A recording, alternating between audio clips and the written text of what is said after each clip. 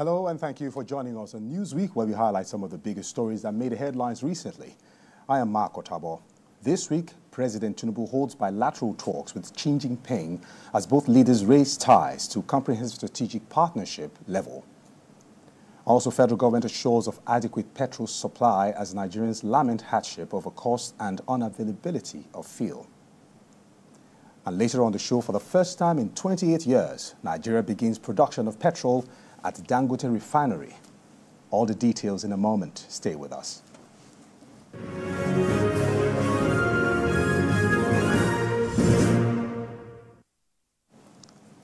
Well, this week, President Tinubu and Xi Jinping of China announced the elevation of bilateral ties, which lasted over half a century, to comprehensive strategic partnership level. President Tinubu's visit to China preceded his participation in the 2024 summit of the Forum on China-Africa Cooperation, held from 4th to 6th September 2024. During the meeting, both leaders agreed to build a high-level Nigeria-China community with a shared future. President Bola Tinubu also noted that the strategic relationship between Nigeria and China needs to be strengthened to advance trade and economic development programs in the country. Now, joining me via Zoom for more insight on this is Ayodele Adio. He's a policy analyst, and of course, he's very much here to give us a beautiful insight into what we're talking about this evening. Ayodele, good to have you on the show this evening. Thank you for having me. It's good to be here. All right, fantastic. Now, the China-Nigeria partnership has lasted well over 50 years. How would you assess this current FOCAC and the president's visit to China, especially with various MOUs signed? Well, I think it was an important visit to have, and it was important for the president to strengthen bilateral relationships with China, given the level of investments that Chinese firms and companies have made in Nigeria. And of course, the potential for more of those kinds of investments to happen, in Nigeria, and the fact that we've enjoyed a healthy relationship in terms of the infrastructure development that we've enjoyed from Chinese companies, at least in the last decade, talking about trains, and a few roads. So I think, the president, rightly so, placed the importance of the Chinese visit to strengthen talks and to strengthen relationship, which I believe Hello, Ibrahim Garba, can you hear me? Yeah, I can hear you. Can you hear me? Ayodele, you can go on. Okay, because I was hearing echoes at your background. Oh, sorry about that. Okay. So, like I said, I think it was an important visit to make.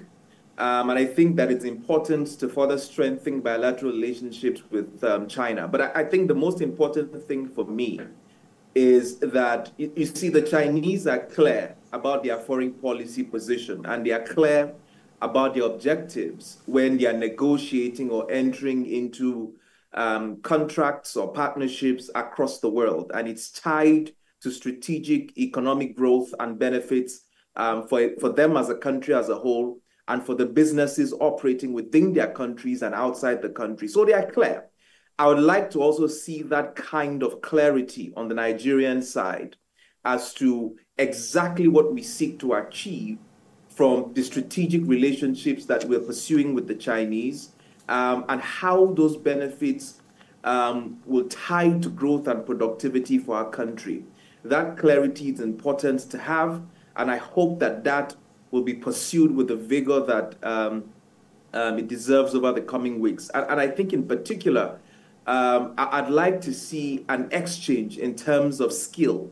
The Chinese have grown a lot of skill in manufacturing and in building stuff.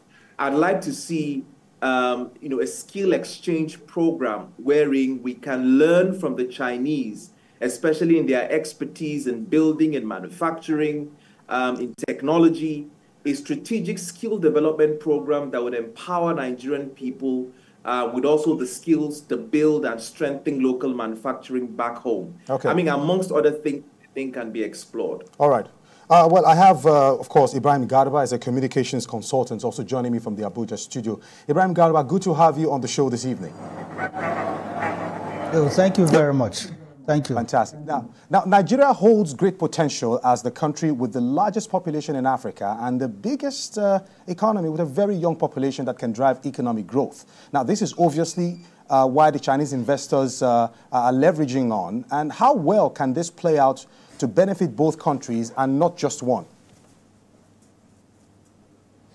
Oh, well, thank you very much. To start with, it's important that we begin to look elsewhere so that we can improve in our capacity, improve our revenue base. So this visit to China is very, very strategic because Mr. President has taken it upon himself to market Nigeria.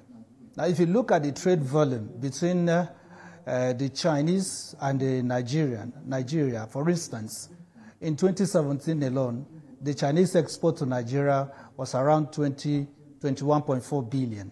And in 2022, Chinese export to Nigeria rose to 22.04 billion US dollars.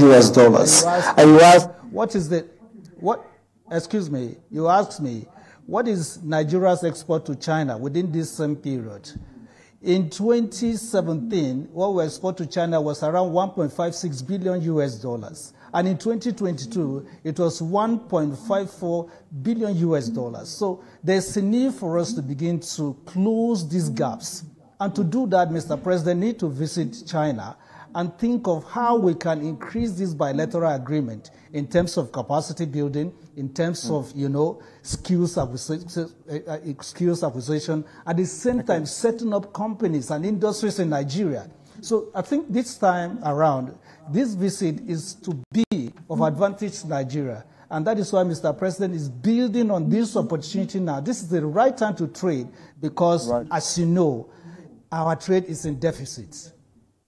All right, thank you very much. Now, Ayodele Adio, I just want to put this to you very quickly. Now, President Xi Jinping, during his speech at FOCAC, rebuked Western imperialism in Africa. And he said that it has inflicted immense suffering on developing countries. Do you think a superiority battle line is being drawn here in terms of economic power?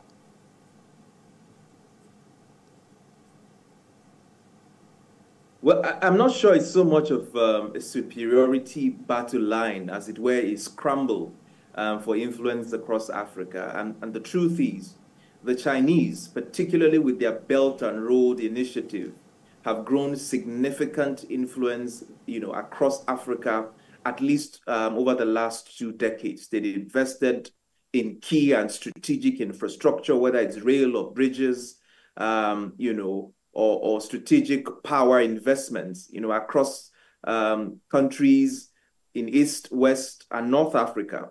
And so they've grown in influence significantly at the exact same period that the influence of Western countries have waned, largely because Western countries, set up all sorts of bureaucratic hurdles to invest in the things that matter to many of these African countries. And of course, that a lot of African countries view Western institutions like IMF and World Bank, with a bit of suspicion, especially given the experience in the 1980s with structural adjustment programs, and of course, in the early 2000s with debt, what you would like to call the debt trap, inflicted by many of these, global Western institutions. So I think what the Chinese are doing is quite clear, which is to expand their global influence and, of course, to pursue their economic interest.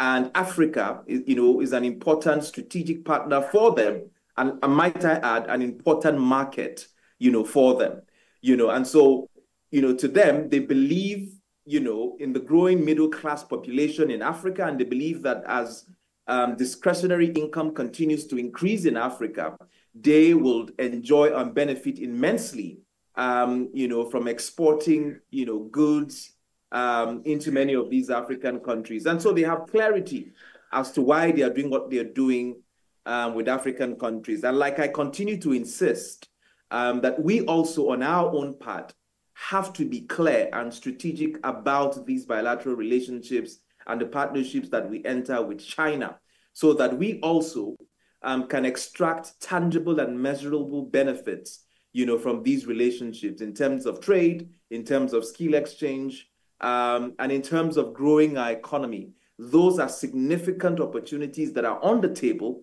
but we need better negotiations. We also need a lot of internal restructuring, whether it's our economic model, whether it's our legal and institutional systems. Those things have to be reformed for us to maximize the benefits. All right, Ayodele, we got you first, sir. Absolutely.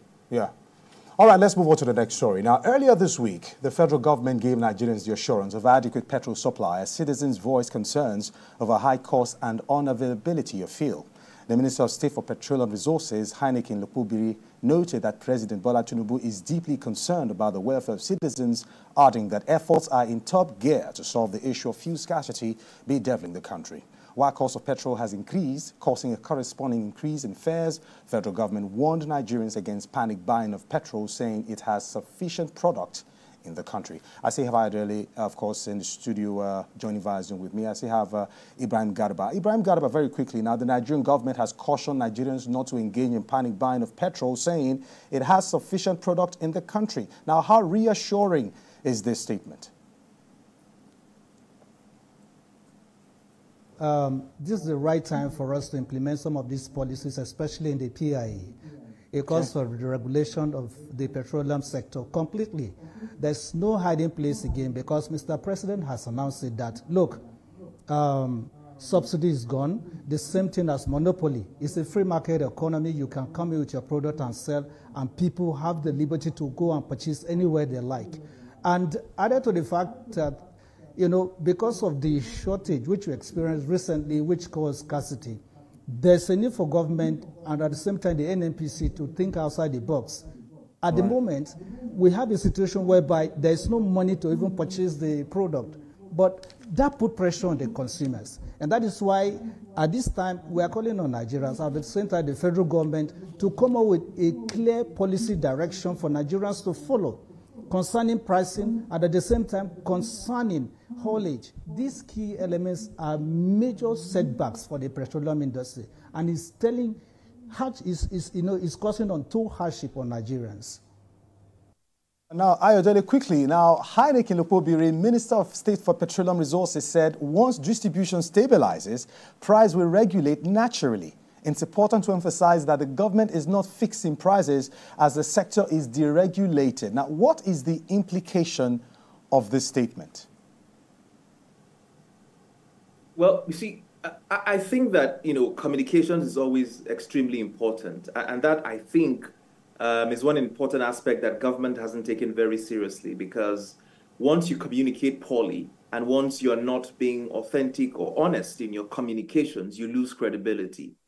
Now, you cannot, on the one hand, claim that, the government has fully deregulated the sector. But we can see clearly from the books of NNPC, that trillions have already been expended on subsidizing petrol, whether they like to call it subsidies or under recovery. The reality is that the government is spending trillions of naira subsidizing the pump price of petrol today. So you cannot claim on the one hand that, the sector has been completely deregulated, whereas on the second hand, the government is also still subsidizing petrol to a very large extent. And of course, that I think it was 3-4 days ago where the NNPC also announced the new adjusted pump price of petrol, where it pegged it at about 855 naira per liter.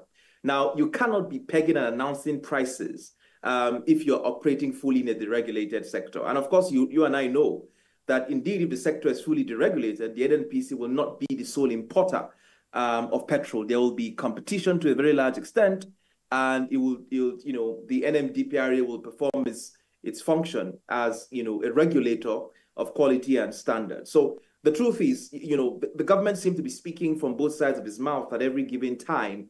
And at this particular point in time, it needs to be clear, it needs to be concise, and it needs to be truthful to the Nigerian people. You can't claim that you have adequate supply.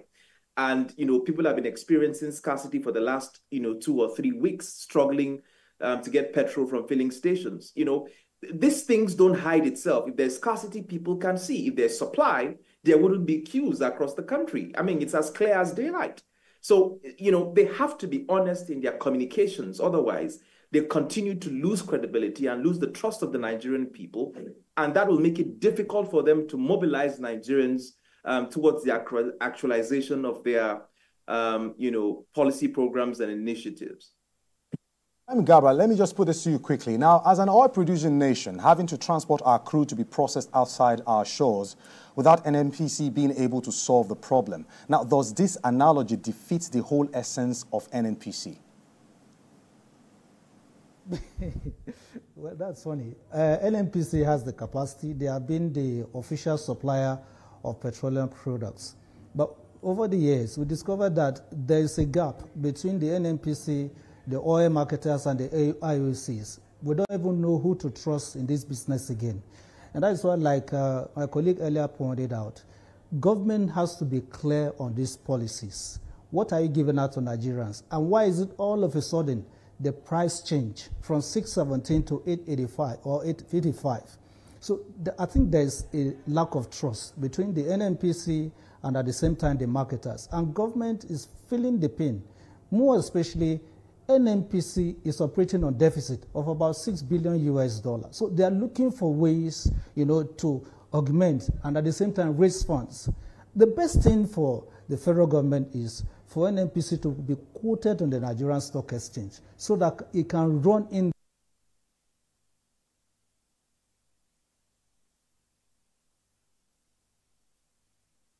All right, let's move on to our final story. Now, this week, Dangote Refinery began the production of petrol, making it the first time in 28 years Nigeria commenced local production of the product. Despite being one of the largest producers of crude oil in the world, Nigeria has grappled with the problem of petrol importation causing depleting foreign exchange. With a 650,000 barrels per day capacity refinery, the Dangote Refinery is expected to significantly cater to the needs of the West African market and end Nigeria's decades of reliance on fuel importation. Of course, I see how Ayodele is standing by. Ayodele, quickly now, for the first time in 28 years, Dangote Refinery begins production of petrol. Now, this will bring the much-needed relief to Nigerians currently experiencing excruciating petrol scarcity in towns and cities across the country. Now, how welcoming is this development for you? Well, I think that the Dangote Refinery is welcoming in various aspects. If you talk about the fact that the refinery alone will be saving Nigeria 35% of its total forex exposure, which is a significant amount of foreign exposure. And it's a huge big deal in terms of our reserves management and the strength of our currency. That's a significant impact that this refinery is going to have.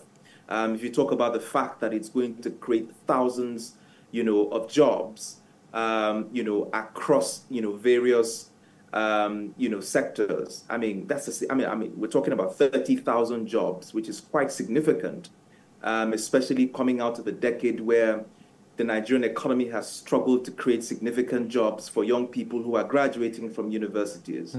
But I think the two most important things that the refinery, would achieve for us as a country, is energy security and supply stability. So. Okay.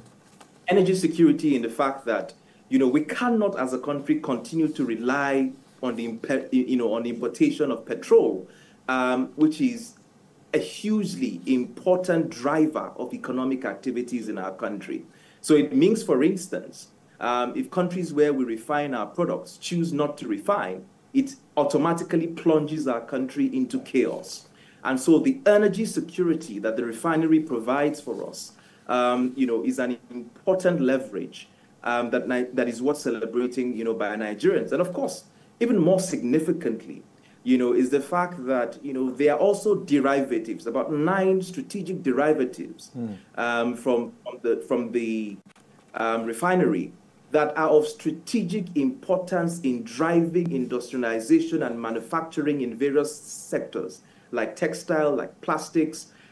You know that in the 1990s, tire companies, like Dunlop and the rest, folded and left the country because of foreign exchange exposure. True. With refinery. You already have the, the extract that will fill and plug the hole in those kinds of industry, whether it's plastic industries, tires, all sorts of manufacturing industries will get a boost and also reduce their foreign exchange exposure. So, we can go on and talk about the benefits of this refinery, but it also shows that, like I'm beginning to realize in more recent times, that it appears that the hope of Nigeria's growth and prosperity is in the hands of ambitious private sector leaders who are doing and daring things that government has failed to do in the last 20 years. You and I know how much the government has struggled to resuscitate the Port Harcourt refinery and, of course, the Kaduna and the Warri refinery. Absolutely. Over the last decades that have, after spending over $1.5 billion is nowhere to be found. And it's taken Dangote just about 9 years to put and get this refinery going, and has more capacity than the entire combined capacity of our own refinery. So I think, it's worth applauding. Yeah. It also, it shows hope that, we can get local manufacturing right. All right. Thank you very much. Now, I hope we've been able to establish connection with Ibrahim Garba quickly. Ibrahim Garba, if you're still hanging out there. Now, the quality of the Dangote product has further thrown the NNPC into the conversation again as to what they have been importing for Nigerians. Do you foresee a standoff in the shortest possible time? Well, you have already said it. Dangote coming on stream is the game changer. This is what Nigerians have been expecting over the years. And it has further exposed the inefficiencies of the NNPC in terms of production and quality of the petrol we are getting as Nigerians. Now, from what Dangote is coming to serve, it gives you an option to choose from. And that is why, at the latter part of it, the NNPC were very economical, either to fix the price or force Dangote to sell at their own price. Of late, we learned they are not even ready to lift from Dangote refinery because of pricing. But again, it gives us that benefit to choose from which to, for which to purchase. The smartest thing for Dangote to do, and the federal government and NNPC, is, let us have a pricing. Dangote should fix his price. NNPC should have their own, while government takes charge of tax and all that. Now, it's left for the consumer to choose where to purchase, either from Dangote products, the NNPC product, or those from the independent Petroleum Marketers Association of Nigeria, because of the deregulation now. And when you do that, when you allow free market economy, in the long run, Nigerians will be the one to benefit from it. Because like it happened in the telecom sector, for instance, the same way it can happen to the petroleum sector.